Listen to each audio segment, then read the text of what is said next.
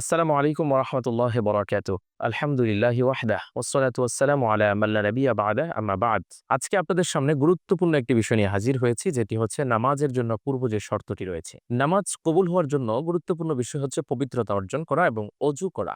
আল্লাহ রাব্বুল আলামিন পবিত্র কোরআনুল কারীমে ওযুর ফরজের ব্যাপারে আল্লাহ রাব্বুল আলামিন নির্দেশ দিয়েছেন। যেমন আমরা ওযুর ফরজগুলো আমাদের ওযুতে আদায় করতে হয়।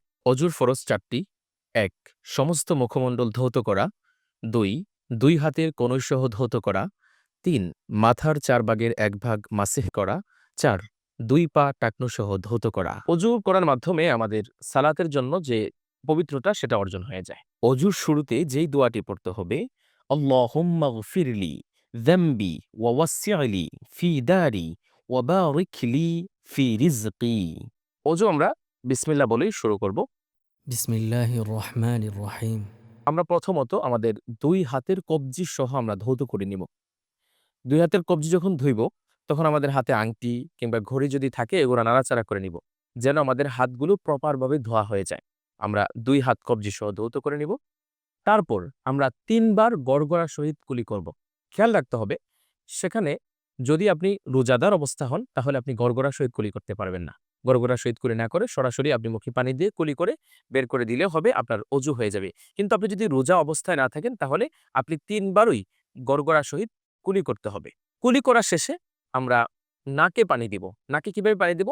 নাকের নরম জায়গা পর্যন্ত যেন পানিটা পৌঁছে যায়, আমরা ওইভাবে ৩ বার আমাদের নাকে পানি দিব। কিন্তু যদি আমরা রোজা অবস্থায় থাকি, তাহলে আমাদের নরম জায়গা পর্যন্ত পানি পৌঁছানো লাগবে না।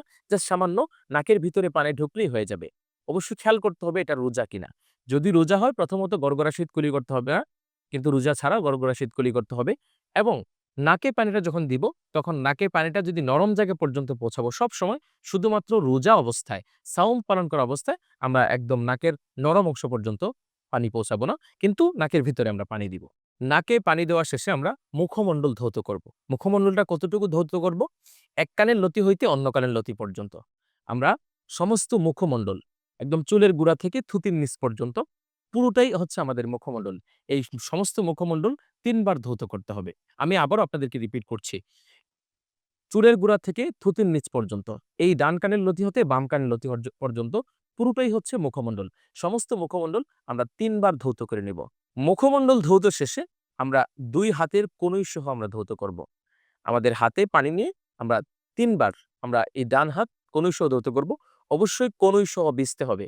আমাদের কনু যতটুকু রয়েছে, এই যে কনুই, এই কনুই পর্যন্ত কিন্তু হাত ভিজতে হবে। যদি কনুই পর্যন্ত হাত না ভিজে, তাহলে কিন্তু আমাদের অজু অংশটা আমরা পাচ্ছি না এবং অজুটা অনেক সময় ব্যাঘাত হতে পারে। ২ হাতের কনুই সহ ধৌত হবে। প্রথমত আমরা ডান হাত ধুইব। ডান হাতের কনুই সহ আমরা ধৌত করব ৩ বার। এবং বাম হাতের কনুই সহ আমরা ৩ বার ধৌত করব। কনুই সহ হাত ধৌত করার পরে আমরা মাথার ৪ ভাগের ১ ভাগ মাসেহ করে নিব। আমাদের পুরো মাথাতে ৪ ভাগের ১টা ভাগ আমরা মাথা মাসেহ করে নিব। যেমন আল্লাহ তাআলা পবিত্র কারিমে বলছেন, তোমরা মাথার অংশ মাসেহ করে নাও। মাথা মাসের শেষে আমরা ২ পায়ের টাকনু সহ ধৌত করব। অবশ্যই খেয়াল করতে হবে যেন পায়ের টাকনু সহ, দেখা যাচ্ছে অনেক সময় আমরা অজু করার সময় আমাদের হাতে কোনো বালতি অথবা আমাদের যেটা দিয়ে আমরা অজু করি, সরাসরি পানিটা পায়ে ঢেলে দেই। দেখা যায় পায়ের যে গর্ত অংশগুলো আছে, এই অংশগুলোতে পানি প্রবেশ করে না।